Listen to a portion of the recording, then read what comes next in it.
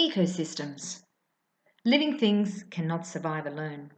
They rely on other things for food, shelter, or to help them reproduce. They must live in a community and interact with other living and non-living things. This is what makes an ecosystem. This rainforest is an ecosystem. So is this desert. Ecosystems even exist underwater. Non-living things.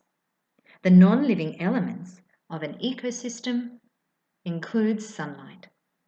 Sunlight affects the amount of food a plant can produce for itself.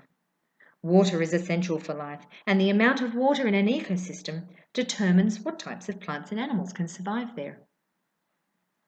Soil is important for plant growth.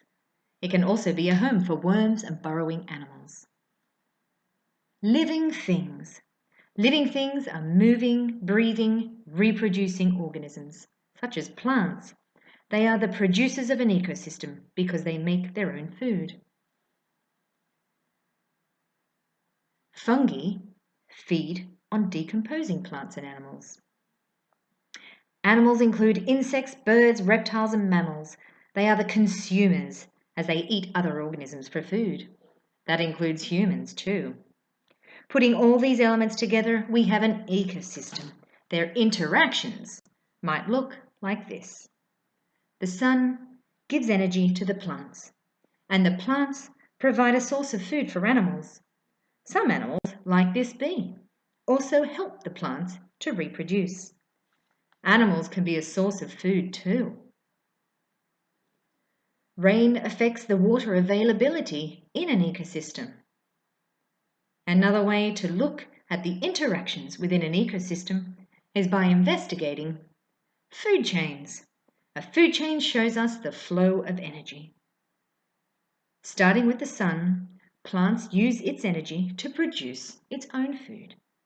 This insect feeds on the plant to gain energy, whilst the frog feeds on the insect. The frog becomes the snake's source of energy, which in turn is eaten by the owl. All living and non-living elements play a role in maintaining the balance of the ecosystem.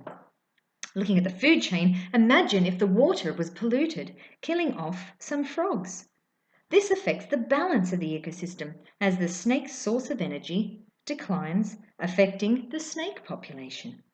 This has a knock-on effect to the owls as their food source also disappears. Changes to the balance of an ecosystem can be natural, like a flood or even a drought, and they can be man-made, like logging. An ecosystem can be as small as a drop of water or as large as Earth. Your own backyard is an ecosystem.